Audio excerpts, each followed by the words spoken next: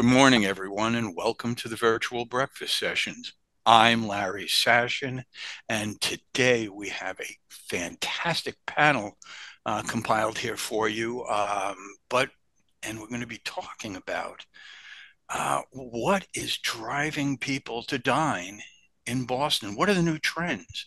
What's going on? But before we do that, let's say hello to our sponsors, the people that are paying the bills today.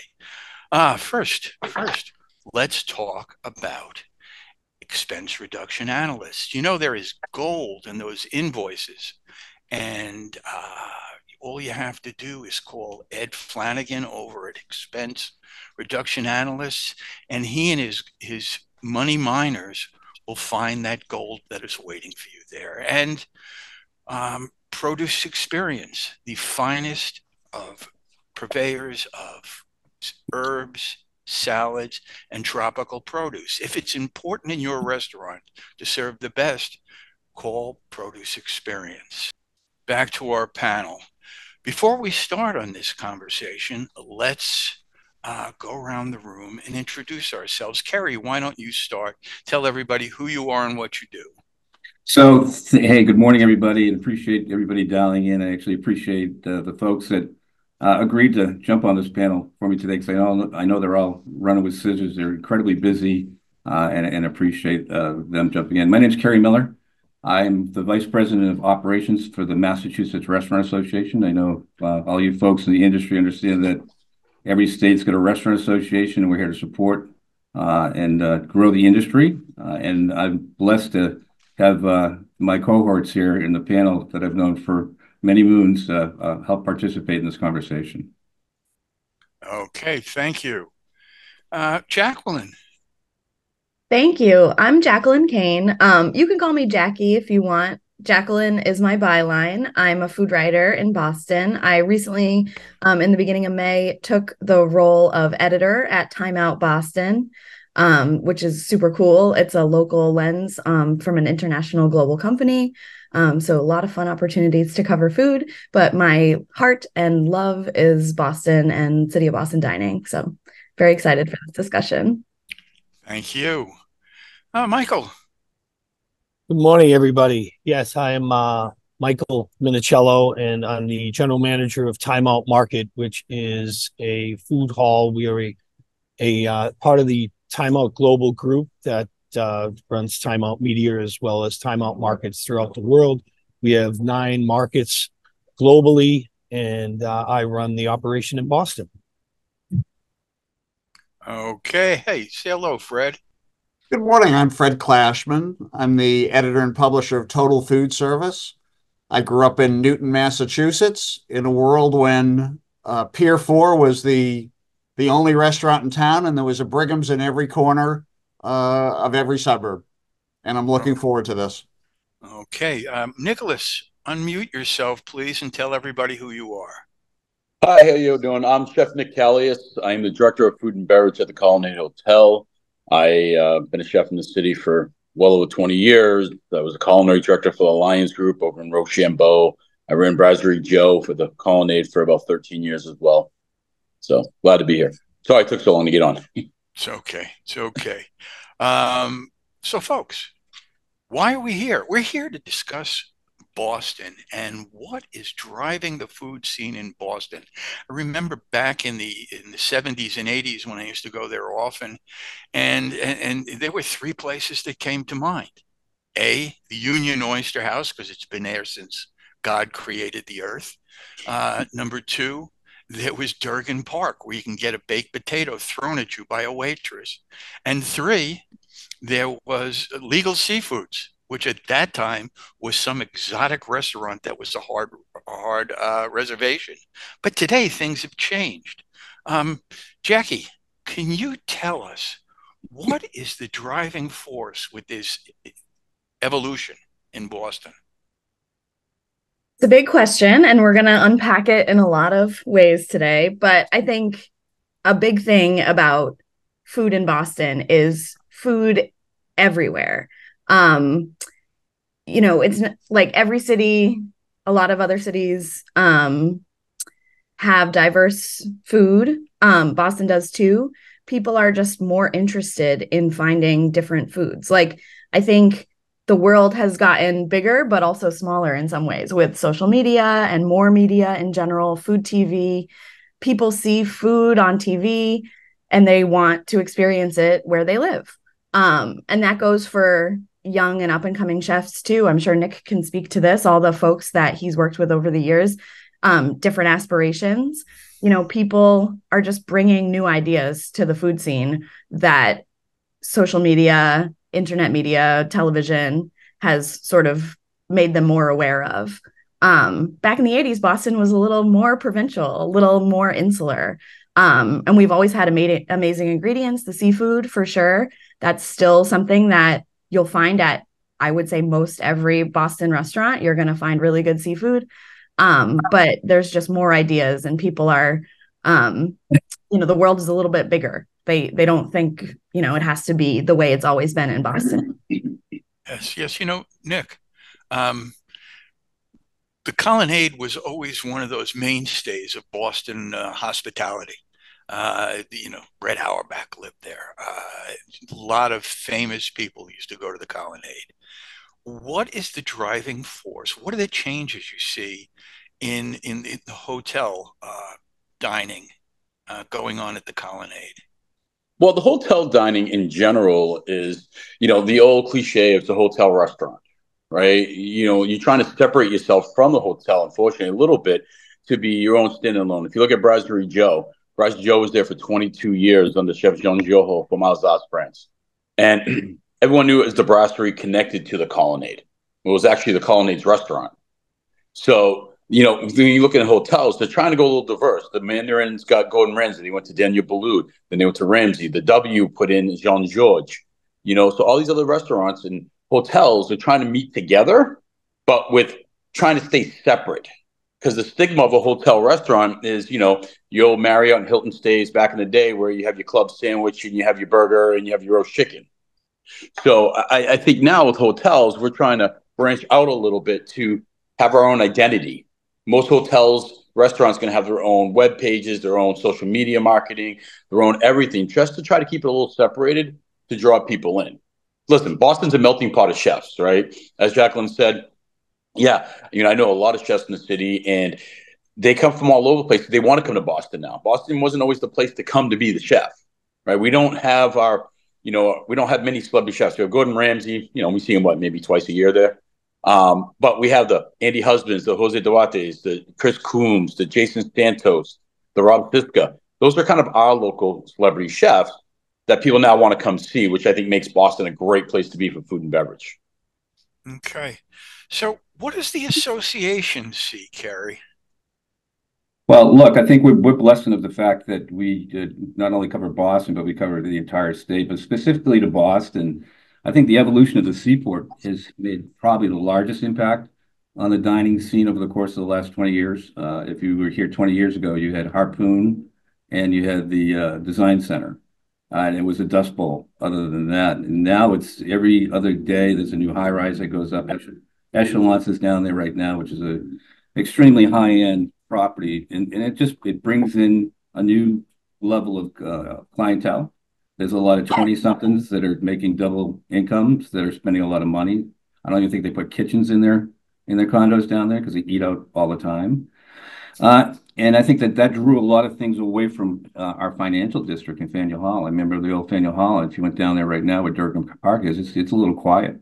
And I think the pandemic had a huge impact on that area of the planet. But all around, I think, and I think a lot of cities are like this, but Boston, that kind of screams out neighborhood, right? There's like 23 neighborhoods in the Boston proper, and you can walk the city pretty much if you had a good set of hokas, right? You can make your way around the city, and you can walk from the North End, which has been there forever, and it's still the best Italian place to eat, as far as I'm concerned, other than Italy on the planet. And you can be at the financial district, Faneuil Hall, and you can get over to the seaport, and it changes the flavor of each of those restaurant areas change. And then you get down to where Mike and Nick are, and they're in the Fenway. And if you talk about, we've got the Red Sox, you've got all the things that go on down there. I mean, it's just a really kind of cool and diverse, and Jackie brought it up earlier, there's a lot of diversity in the opportunities to dine in Boston. I think it's brought a lot of those chefs that Nick talked about in and say, look, I don't want to be on Main and Main in Manhattan. I'd rather be in Brookline, in Boston with my restaurant. So there's just a lot of things going on here, but the growth of the city has been the seaport. Everything, high rises and restaurants have moved out that direction. Guys, one of the things that caught my eye is when the New York Times did its top 25 Boston restaurants about a month and a half ago. There were very few places in Boston. I mean, Somerville, Cambridge, Newton, et cetera. Yeah. So what's happened? How did that happen? What made that happen? I have a lot of thoughts on this subject. Yeah. So I don't know if you've seen it, but the Boston Globe is in the midst of a big reported series of stories right now On the liquor licenses. Yeah. So they lay it out, and that's something that I've been saying too. I send people. Last year, I did a story for Departures magazine. It actually has folded since then, but it was an American Express branded magazine. And I did a Boston guide for them, and they let me do, whatever I wanted. I got my own picks, and I picked a lot of Somerville. I picked a lot of Deep Seaport, like Chickadee Restaurant at the Design Center down there. That's sort of the hinterlands of the seaport, but that restaurant is destination worthy. Somerville, Field and Vine is my favorite place. Like I send people there a lot. Comfort Kitchen in Dorchester. That's a relatively new restaurant as well. If you guys haven't been, highly recommend checking that out. And that makes me proud to be a Bostonian, like restaurants like that. And none of those restaurants are in downtown. So when you're a tourist and you're visiting Boston, you're like, Boston, the restaurant scene is a little boring. And I'm like, well, you need to go out to the neighborhoods. So yeah, to your point, Boston has distinctive neighborhoods with distinctive characteristics. So that's part of it. People like the vibes, but also liquor licenses are real. Chickadee notwithstanding, because that's Boston proper, but it's a lot easier, a lot less money to get started in the city of Somerville right now, in the city of Cambridge right now, in Brookline even. It's just a huge expense to outfit your restaurant with a liquor license in the city of Boston. And that does stifle some of the creativity. A lot of the restaurants that you'll see are attached to hotels, or they are attached to a big international investment partner. The folks who are doing creative stuff, chef-owned restaurants, you'll often find them in Cambridge and Somerville these days. And I think liquor licenses have a lot to do with that. Can I just jump off Jackie really quick? Go ahead. Look at Mondays and Fridays pre-pandemic. It took you 2 hours to get in and out of Boston. It's a racetrack now. You can get in and out of Boston on Mondays and Fridays, and the people are staying home, and there's more opportunities outside the city limits. To your point, and that liquor license costs $4,000 instead of $600,000. No, that is true. There's, we just did a show on Gen Z. And we did a show on long COVID in restaurants. If there was ever a child of the pandemic and Gen Z and everything that came about, it would be the food hall. The food hall. And Mike, tell everybody about the food hall. Tell everybody the advantages of the food hall and why they came about. Well, the food hall, I think, speaks to a little bit what Jackie was talking about, where, it's a more of an educated palate, and especially in the younger generation, and the young professionals that are living in the city, and you even see it with chefs, which you'll see chefs that, used to do fine dining, where the service is still strong. Food is extremely high level, but it's a much more casual atmosphere in the restaurant. It's not as formal as back in the day because that's what the diners want, and the thing is, this generation now of young professionals, they don't cook. They go out to eat all the time. So, but they're the generation of the iPhone, right? So they don't necessarily want human interaction. So, the food hall comes about where they can be with their friends, but they don't have to worry about servers. They don't have to create that there's this formal experience where you sit down, where you can't move. So food halls are, coming by. People want better food. They want a better dining experience from a culinary standpoint. So, for us, it's finding some of the chefs, the top chefs in the city, where we can create that experience. Even, it's really for us making as close to a full service experience as you can in a quick service environment where, they don't want the food courts of yesterday where it's McDonald's and, Panda Express or things like that. They want quality food, but, again, it's got to be reasonably priced. So, because they're eating out every night, right? So this comes where I can gather with my friends, I can get great food, I can create a great beverage experience, and I'm not breaking the bank, and it doesn't have to be a formal thing where I have to make a reservation and I have to sit down. I can come in and out and have a great time, a great experience. I can just grab it to go and bring it home, to my apartment. So it's really that educated palate that I think is driving it. In diversity. What's the hardest decision to make when you get together with friends? Michael, do your tenants share a common kitchen or common sourcing area? No, so that my tenants all have their own independent kitchen. Okay. How many square feet do you have? 25,000 square feet. Okay.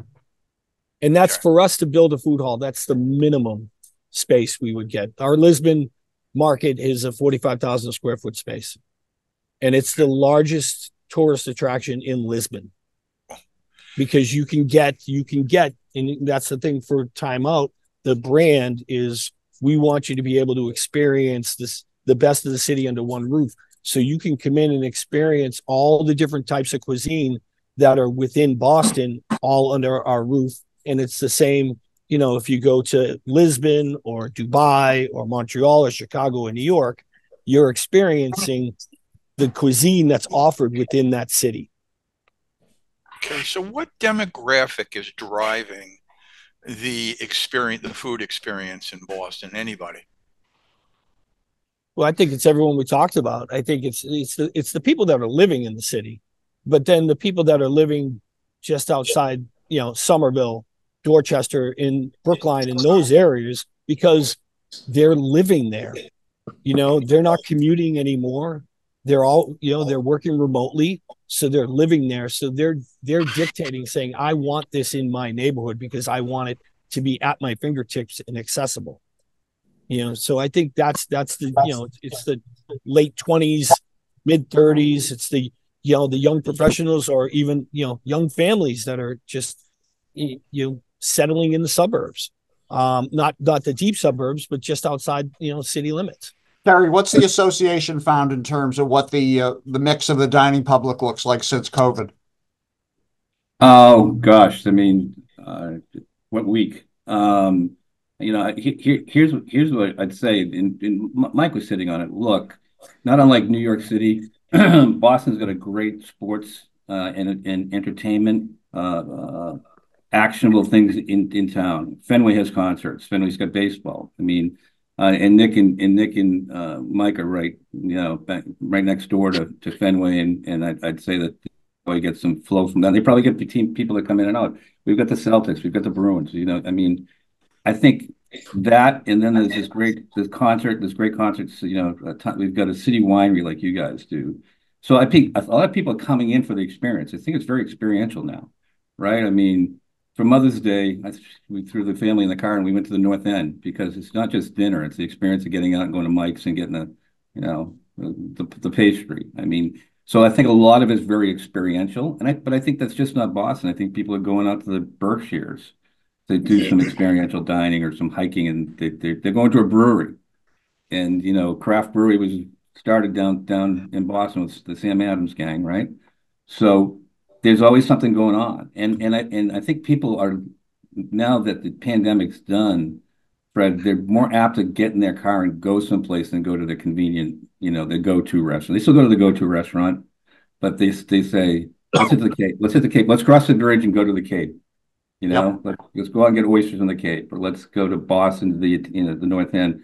And I think Nick does a thing that's really, really cool in Boston. I know he's going to do it again this year, but he does a chef series up on the rooftop pool deck, and he'll bring the chef in, and everybody will know that chef, and they'll go to the Colonnade for that night to see Nick and the gang up on one of those beautiful rooftop deck pools, and you get that guy to cook for you, and it's another experiential thing. So I think experience is playing a lot into it. And convenience, not so much. That convenience is around the house.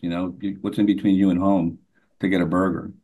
But getting people to Boston, so it's like we're going in to go to the aquarium, we're going in to see a game, we're going in to hit Time Out Market, because at Time Out Market, and again, Time Out Market, another thing that pops in my mind is it costs a lot less to do proof of concept in Mike's Place. If you're Nancy Cushman and you want to try a concept out, you don't have to go buy a brick and mortar place. You can actually try it out there. And I know down in New York, you got Mark Lohr, who's doing the Wonder concept down there, who doesn't have any seating, but he's got Bobby Flay stuff that you can take out the door. So some of the innovation. That's a whole nother issue. Yeah, right? Yeah. So Nick, I have a question for okay. Nick. So the Colonnade has, as you mentioned, JoJo for years has had signature dining. Mm-hmm. The Druckers 40 years ago, 50 years ago, recognized how important it is. How do you compete today? What's the marketplace look like today as you look at being in, how you compete and how you win every day? You keep trying every day. That's how you win every day, right? Trying to looking at the market and trying to compete with what's out there. There's such a diverse food. You got like Cassie out in Somerville with a shawarma, right? Which is, and if you haven't been, you must go to, because that's awesome. And then you look and you got Andy on the East Boston starting to do up. So you got Andy and you got Nita going out there. There's such a diverse type of food, and there's so many people. And look at all the buildings. If like on Huntington Ave, right, where the Colony across the street, we got Prudential Center. Half those buildings are empty, right? People aren't there anymore. They're working from home, so it takes extra effort now to try to get people in. Bar business is slowing down because people aren't staying out and drinking and going out and hanging out at the bars that much late at night down that area. Seaport, totally different area, right? Unless there's a game, Fenway area, Back Bay, it's starting to slow down now. So every day we're trying to think of something different to do out there, something different to put out there. I find myself at our new restaurant, Lucy, putting a lot of Brasserie Joe items back on. If it's our mussels meuniere, our chicken paillard, our steak tartare, things that people, were fan favorites that never came off the menu for 22 years. And, we look at our P-mix, things like that, and it's kind of what people want. So it's, when we look at it every day, Mr. Drucker is in there a lot, and Mr. Colello, who's been there for 37 years as the general manager and vice president, we talk all the time is how are we getting people in? Because you have the new people that want to be quick, they want to eat, and they want to go. We were always the Symphony restaurant in Boston at Brasserie Joe. Well, the Symphony is half capacity now, right? I mean, there's just no one going to the Symphony shows much anymore. Even Christmas time, we would do Brasserie Joe. We do 400 covers a night, Tuesday through Saturday. Now we're lucky to do 200. So it's getting the crowds in, but with the buildup of the Seaport, as Kerry said, every other day there's something new. You got Chickadee D out there, you got Legals Harborside out there, you got all these Del Frisco's, you got Ocean Prime, you got all these amazing restaurants out there. It's pulling people away from those other areas, and the tourists are going there because that's where the big focus is. So on the Back Bay area, we're starting to, we feel it a lot. So every day it's just trying to do something different, trying to pull those people in. Not an easy task, I can tell you that much. The rooftop pool is a good one, but still hard. Jackie, how did Newbury Street turn into the Seaport? What happened as you look at how that evolved? Yeah, I remember when H&M opened on Newbury Street, and there were a lot of people sort of clutching their pearls because that's a giant international chain. It's not the most high end. So I think Newbury Street has always cultivated a really high end image. And that's the vibe, but in reality, you walk down Newbury Street, it's full of chains, and it's full of not always super high end chains. And it is what people want. And it's, I go to that H&M, but like, it's not the Newbury Street of my parents, young adulthood. So that being said, independent boutiques turned into commercial retail, if you will. Yep, exactly. And there is a lot of fast casual. There's a lot of coffee shops, ice cream chains. There's some noodle bowl shops, that kind of stuff. That said, though, there's a few exciting chef-owned restaurants that have opened down there in the last few years, and I do think Newbury Street will always be Newbury Street. I'm curious what you guys think about the open streets, like when they close to traffic. Does that help foot traffic, bringing more people to Newbury Street, or are people not going down for that? Or I think those things are pretty cool, but yeah, I spend less time in Back Bay these days working from home. Interesting. Well, but Jackie, it's crazy. Like, so I opened Rochambeau. I was the director of culinary for the Lions Group, and we were trying to open for lunch and brunch, and we were getting some business. We had about 10,000 people a day that walked out of Italy on the Boylston Street. And where'd they go? They went to Newbury Street. Yeah. At the Colonnade, we don't serve lunch because it's not a walking street. Boylston's not a walking street. Right. Swansea, Swansea, I ran Swansea. Good restaurant, consistent food. They'll do 500 people for brunch still, just because of the location. Just because people want to be seen on Newbury Street. You have the nice high-end shops. You got Cafe Nero. You got all these other little places people want to be seen, and that's where they go. So it's crazy to see how much the walking streets change from Newbury to Back Bay. And then Columbus, you get a little bit better, but it's so crazy. Everybody wants to be on Newbury Street. I could see that, yeah. And Stephanie's too. The patio's always hopping there. Always packed. Mike, yeah, and I think I was going to ask Michael, what do you see? Well, I see, Ken and Jamie opened up Faccia, and that's fairly new, on there. But I think, it's like what Nick and Carrie were talking about. It's an experience, right? So closing the street down creates an experience. It creates a destiny for that experience. And that's really, it's what we are constantly doing. We do it here at the market. We're constantly creating activations. What can we do to get people out and into the market and make it a destination, and not, because you can't rely on, you want the Fenway crowd for games and concerts you want that to be your gravy. You really don't want that to be the meat of your business. So it's constantly trying to invent ourselves. And, we do beer festivals. We just did the best margarita in Fenway contest, where we pulled in the neighborhood restaurants that are surrounding us, and bring them in, and say, hey, come on in, make this a neighborhood thing, so that people both in the neighborhood but from outside the neighborhood can come in and say, hey, wait, there's some really great restaurants in the Fenway neighborhood, and pulling them in, and so doing things like that and creating experiences, that's the way you get them in. And the change, the Seaport is the shiny penny right now. It's new. And it'll change. Eventually it'll change again, because it always does, right? It was Faneuil Hall at one time in the heyday. And then, the Seaport. And I think like, even in the Fenway though, Nick, I'm sure you see it, like there's a lot of building going on down here, a lot.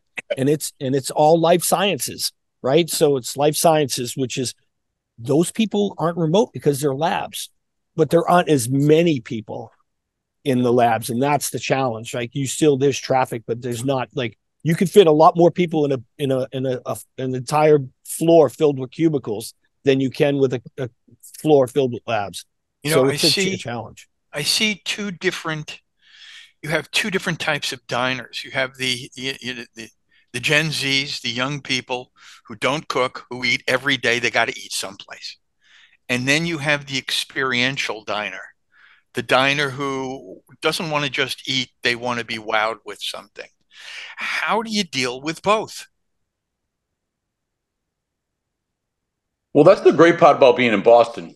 One restaurant, you can have that, and another restaurant, you can be at, Uni, or you can be at Press. Something quick, easy, get a sandwich to go, or you can go see Kenny and get some great sushi. Boston is such a melting pot of chefs and restaurants. There is literally something for everyone. You can go to Bob Vallone, see Karen. You can go to Sweet Cheek, see Tiffany. You can just go anywhere, and it's so diverse that you don't have to be everything for everyone at one restaurant. Because once you do that, you start to fail. Yeah. So Carrie, question.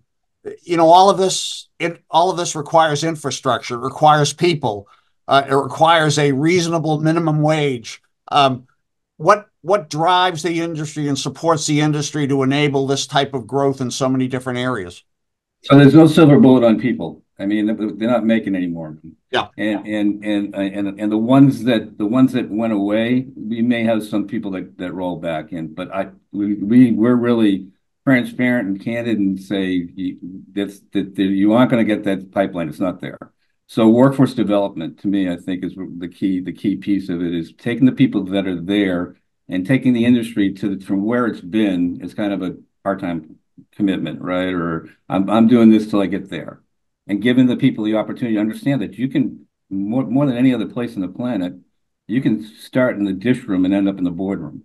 And it doesn't require a master's degree. It doesn't require, I mean, Richie Garcia is a great example, Nick. I mean, here's a guy that dropped out of high school. He just wrote a thing on his Facebook page, which was awesome. He dropped out of high school and he went to work as a dishwasher, and he's running one of the largest hotel chains, food and beverage, right now.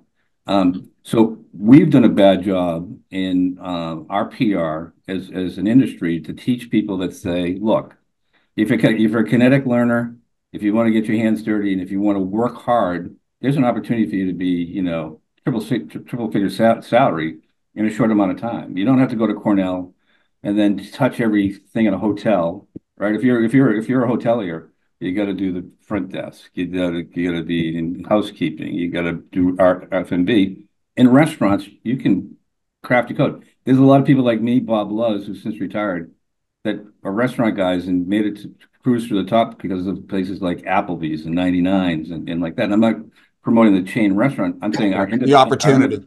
The independent operators, we're working hard to make sure that there's a path for people to work through to get to where they need to go in the industry. And the chain restaurants are good for those organizational, setups. Like that chain restaurant helped you see that. The instructional design is as good as any college that you're going to go to in some of these chain restaurants. Listen, when we're hiring managers and we're looking at employees, we're looking at people. If they came from a chain restaurant and they're a manager at a 99's, at Applebee's, at Chili's, or something like that, or a Cheesecake who has a really good training process, we know that they have the training that they need to be able to help support our team and to help us. Because independent restaurants sometimes don't have all those key elements of training and SOPs that a chain restaurant does. So it's also a good thing too. Okay, yeah, Michael's a product of it. He got beat to death at Legal Seafoods back in their training program, and was a part of their HR team after that, and that was one of the best training programs out there. Okay, that's one of our favorite subjects at the virtual breakfast sessions: training. How do you prepare your staff for the new diner? I mean, I think it's the biggest thing, and it's not new, is just communication. Teaching people how to communicate in a hospitable way.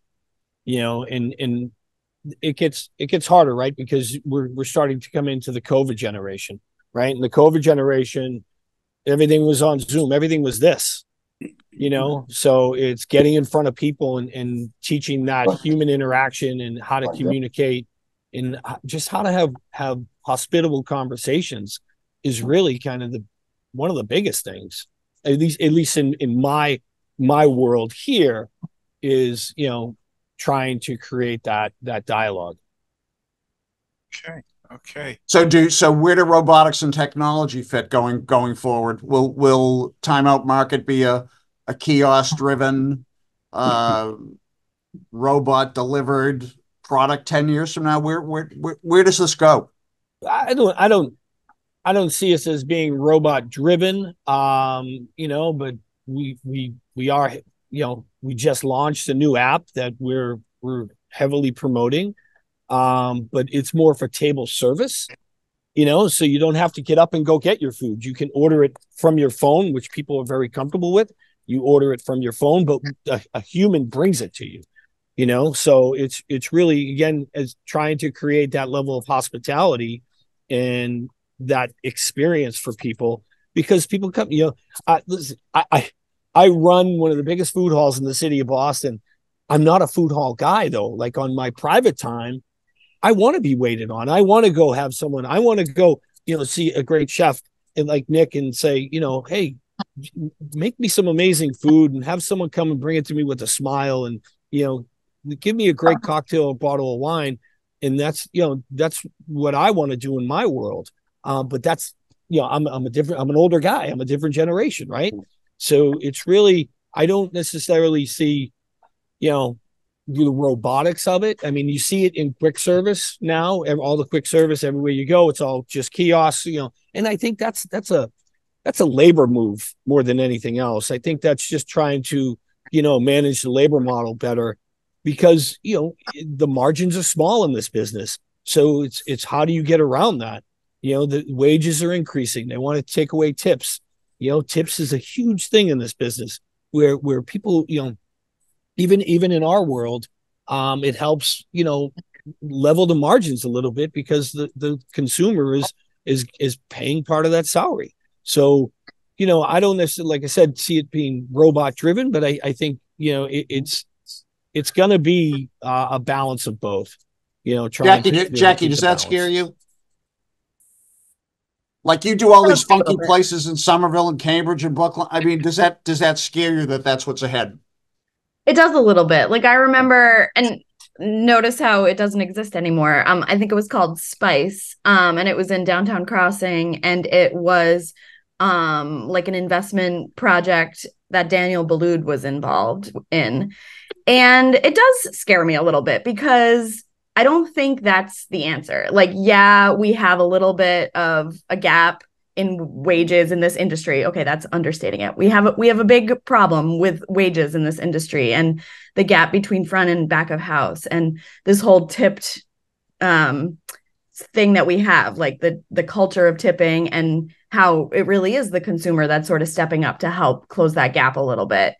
And we could raise prices, but then there's a perception there. So there's a lot of things to solve there, but I don't think replacing humans is going to be the answer at all. I think we can find efficient ways to employ non-human employees. Like, if you have, an automatic dishwasher or things like that, that can help, just help that a little bit. But I don't think replacing the human touch is like where we should be going at all. I think about this with AI too, as a writer, as a creative. Like, why are we having the robots do art? Like, can the robots do things that make our human lives more open to creative pursuits? Like, let's have the robots help us do the dirty work, and the humans can still do those human connection parts. That's how I sort of look at it. But it's a big question, and I know there's a lot of potential there, and I don't have money. I'm a culture writer. I'm not an investor, so I don't, I understand money is really where it all comes down to. But I think we should invest in humans, and that is going to help build our restaurant scene on every level, like the people who are visiting it, as well as the people who are working. So that's how I feel about robots. Thank you. Charles, you have a question? Yeah. Hi. Charles Feldman. I'm a professor of food systems at Montclair State University in New Jersey, not Boston. But I have a question for Michael. You brought out a good point about, as an older consumer, I feel that maybe some of us are being leveraged out of the hospitality experience when you go and sit at a table and you have to look at an app on the phone. I grew up, as tablecloth operations, butler service. I don't know what hospitality is anymore. I think it's a little more than a smile and looking at an app. What is hospitality? I think it's the human interaction, right? It's how you interact with people and make them feel. And that's what, is. So the beauty of this industry is that, it doesn't matter what level you're at. You could be at one of the finest dining restaurants in the city, the highest end white tablecloth dining experience, or you could be at a Dig Inn. The beauty of what we do is we can't ruin anyone's day, but we can absolutely make their day. So if someone gets their food's late, the drink might be wrong, service was a little slow. If that's the worst thing that's happened to them that day, then they're probably having a pretty good day, you know. But when they come in having a bad day, and you know, it's just that interaction where you just take care of them. You know, you provide what they want. You anticipate their needs before they actually think it, so that it's this, you know, euphoric experience where it's just happening on its own. And people, you know, at the end of it are just like, wow, that was great. And that could be in any environment that it is. It could be that fine dining, or it even could be, it literally can be, you know, smiles are contagious, and someone walks up to a counter and it's like, you know, good morning, good afternoon, good evening. How are you today? You know, and someone saying, wow, someone, you care. You asked me, you know, so it's caring about the individual that you're taking care of. That's hospitality. It's the desire to serve people and take care of people. And, you know, as Jackie said, humans, you know, it's the human element. And that's, yeah, that does get taken away by the QR codes on the tables and things like that. Especially in restaurants. Yeah, I'm right with you. I'm a guy that, you know, Charles, I go in and I ask for a paper menu. I said, can I get a physical menu in my hands, please? Are we moving human interaction away? Again, in some genres, yes. In some genres, I think in quick serve, you're going to see that go away. In quick serve, you're going to see a lot of the cashiers and, you know, that human action go away. I think you'll eventually see it in what, you know, is that upper casual, that Chipotle, sweet greens, and that genre. I think you're going to see it go away there. I think in you know, places like myself, no, but in some elements of food halls, yes. You know, it depends on the level of food hall and what you're trying to provide for an experience. But I don't see it happening in you know, full service restaurants. I just don't. I mean, I've seen, you know, Nick brought up Andy Husbands, who's an amazing chef and you know, lives and breathes hospitality. He's a great guy, and I think experimented with a robot in his restaurant, in one of his restaurants, and as a server, you know, and it was an experiment, and I think it was, you know, I think he tried it to see what it was like, as you know, to see, could this be the future? But I don't see it as being the future. You know, the food comes and you're taking it off of the tray. In a full service restaurant, I see that as an assist, maybe with clearing tables, you know, in that element of it. But I just don't see you know, where you lose, how you can actually do that in a full service environment. So food production and hospitality will remain two very different things. Absolutely. Is what we're talking about. Yeah, absolutely. I mean, yeah. You know, Bar Taco, if you go to a Bar Taco, which is a growing chain throughout the East Coast, you know, you go into their restaurants and they don't have necessarily servers anymore. They have, they're basically food runners. So you do have interaction, but you're controlling the whole experience by ordering on your phone, you know? And to me, you know, I'm not going there for an experience. So there's two things, right, in this world, right? So you either are eating to live, right, or you're living to eat, right? So, you know, when you eat to live, yeah, to me, a Bar Taco is I'm eating to live. I'm just going for consumption. I need food, you know, and it's quality product, but you know, I'm not there for the experience, right? And that was back in the day, the Chili's, the Unos, you know, Panera Bread. I'm not there for the experience. I'm there because I need substance. I have to eat, right? But I'm going to go see Nick because I want an experience, you know, and that's the difference. And I think, yeah, I don't see that human element going anywhere in the experiential restaurants. No, the problem with the whole experiment interest, right? When people coming in is we have to retain staff and we have to get staff, though, right? Because right now, I don't know how Mike used the timeout, but it's so hard to get the staff. Like before, pre-pandemic, Brazos Joe's line, my cooks were fantastic. My breakfast cooks were there for 42 years. My line cooks are there for 12, 13 years. Pandemic happened. After that, I mean, I'll set up 45 interviews in a week and I'll have 5 people show up. You know, it's so hard to get the staff in to be able to train them, to be able to just serve, to cook, to serve, to bus, to run, to wash dishes. So, you know, the only other way to go is the robot version, which I mean we wouldn't do either. But unless we do something about getting staff, retaining staff, training staff, and paying them a livable wage, we may have no choice. Yeah.